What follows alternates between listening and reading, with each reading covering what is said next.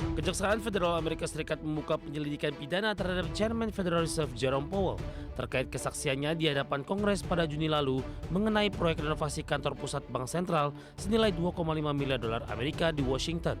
Langkah hukum yang mengejutkan ini langsung memicu kekhawatiran luas karena dinilai memperdalam konflik terbuka antara pemerintahan Presiden Donald Trump dan Bank Sentral.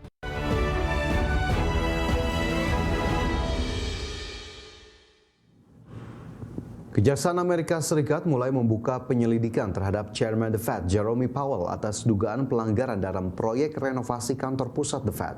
Ya, Powell pun menyebut penyelidikan itu sebagai konsekuensi atas sikapnya yang kerap berseberangan dengan pemerintahan Donald Trump. Kejaksaan Federal Amerika Serikat membuka penyelidikan pidana terhadap Chairman Federal Reserve Jerome Powell terkait kesaksiannya di hadapan Kongres pada Juni lalu mengenai proyek renovasi kantor pusat Bank Sentral senilai 2,5 miliar dolar Amerika di Washington. Langkah hukum yang mengejutkan ini langsung memicu kekhawatiran luas karena dinilai memperdalam konflik terbuka antara pemerintahan Presiden Donald Trump dan Bank Sentral yang selama ini dikenal independen dari kekuasaan politik. Namun Powell secara terbuka mengaitkan penyelidikan tersebut dengan sikap The Fed yang tidak sejalan dengan keinginan pemerintahan Trump soal suku bunga. Dalam sebuah pernyataan, Powell menyebut ancaman pidana itu sebagai konsekuensi dari tekanan politik yang terus-menerus diarahkan kepadanya. Menurut Powell, kasus ini sudah menyentuh inti persoalan independensi Bank Sentral. Ia menegaskan bahwa penyelidikan tersebut berpotensi menjadi bentuk intimidasi agar kebijakan moneter tunduk pada tekanan politik. Trump selama ini kerap menuntut The Fed memangkas suku bunga secara drastis, menyalahkan kebijakan Bank Sentral atas lambatnya pertumbuhan ekonomi. Trump juga pernah menyebut akan mempertimbangkan untuk memecat Powell meski posisi ketua Fed secara hukum dilindungi dari pemecatan terkait perbedaan kebijakan. Dari bagi sumber untuk Adex Channel. LG Electronics diperkirakan mencatat kerugian operasional sebesar 1,3 triliun rupiah pada kuartal keempat tahun 2025. Ya, kinerja ini berbalik dari laba yang dicatat pada periode yang sama tahun sebelumnya. Raksasa teknologi Korea Selatan LG Electronics diperkirakan mengalami kerugian operasional pada Oktober hingga Desember 2025. Dilansir dari Xinhua, estimasi kerugian operasional mencapai 109,4 miliar won atau setara sekitar 1,3 triliun rupiah.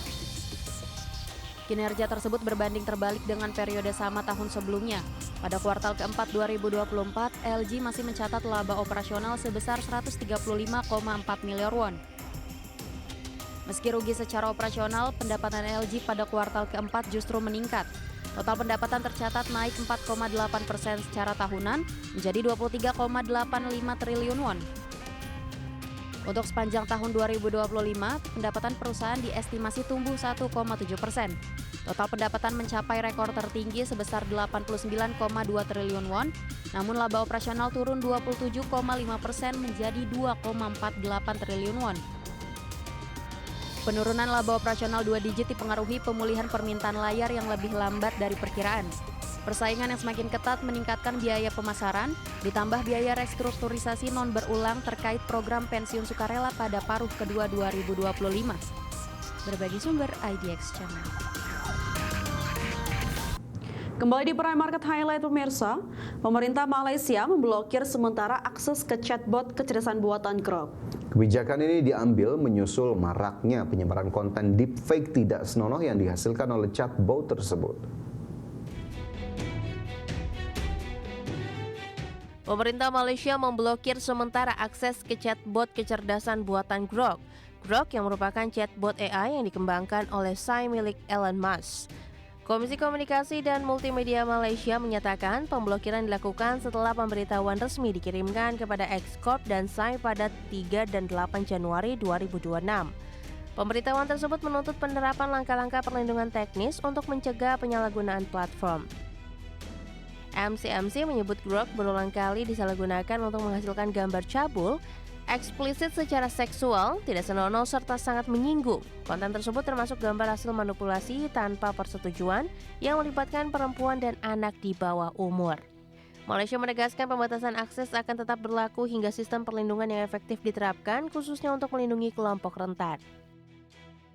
Sebelumnya Indonesia menjadi negara pertama yang memutus akses sementara terhadap Grok. Menteri Komunikasi dan Digital Mutia Hafid menegaskan langkah tersebut diambil untuk melindungi masyarakat dari risiko pornografi palsu berbasis kecerdasan artifisial.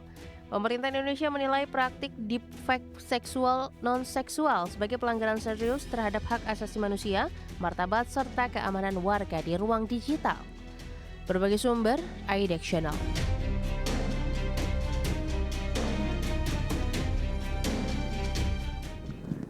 Nestle melakukan penarikan produk susu formula bayi secara global di hampir 50 negara. Penarikan ini dilakukan setelah sejumlah produk diduga terkontaminasi zat beracun yang dapat menyebabkan gangguan pencernaan pada bayi. Nestle menarik susu formula bayi merek SMA, Beba, dan NAN dari peredaran. Penarikan dilakukan karena produk tersebut diduga mengandung serulit, zat beracun yang dihasilkan oleh bakteri Bacillus cereus. Menurut laporan USA Today yang mengutip Reuters, penarikan produk ini sudah mulai sejak Desember lalu. Susu formula bayi tersebut dipasarkan di berbagai negara di Eropa, Turki, hingga Argentina. Dalam pernyataan resminya, Nestle menyebut keamanan pangan dan kesehatan bayi sebagai prioritas utama. Perusahaan juga berkomitmen memberikan informasi yang jelas, transparan, serta dukungan kepada orang tua dan pengasuh. Nestle menegaskan hingga saat ini belum ada laporan kasus sakit yang dikaitkan dengan produk yang ditarik. Total terdapat 49 negara yang terdampak, namun tidak ada produk susu formula bayi Nestle di Amerika Serikat yang ikut ditarik. Perusahaan menyatakan telah melakukan pemeriksaan terhadap minyak arachidonik acid arah dan campuran minyak lain yang digunakan dalam produk. Menurut Cleveland Clinic, paparan racun serulit dapat menyebabkan nyeri perut, kram, diare berair, mual, dan muntah. Berbagai sumber, IDX Channel. Pemirsa, Kawasaki Heavy Industry menandatangani kontrak pembangunan kapal pengangkut hidrogen cair terbesar di dunia dengan Japan Susio Energy.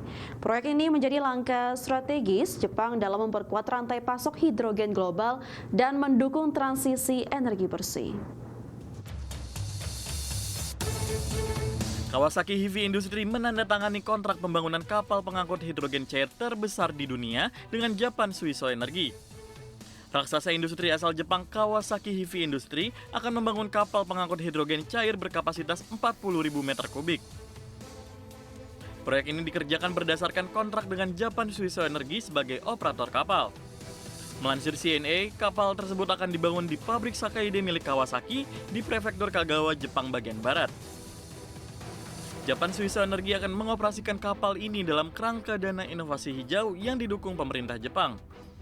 Program tersebut dikelola oleh New Energy and Industrial Technology Development Organization atau NEDO. Proyek ini dirancang untuk membangun rantai pasok hidrogen cair berskala komersial dan memperkuat posisi Jepang di pasar energi bersih global. Sebelumnya, Kawasaki mencatat sejarah dengan membangun kapal pengangkut hidrogen cair pertama di dunia bernama Suiso Frontier pada 2021. Kapal berkapasitas 1.250 meter kubik itu digunakan dalam proyek percontohan Jepang-Australia pada 2022. Menurut Kawasaki, kapal baru ini dikembangkan untuk menjawab lonjakan permintaan hidrogen global pada 2030-an dan mempercepat transisi energi rendah karbon. Berbagai sumber, IDX Channel.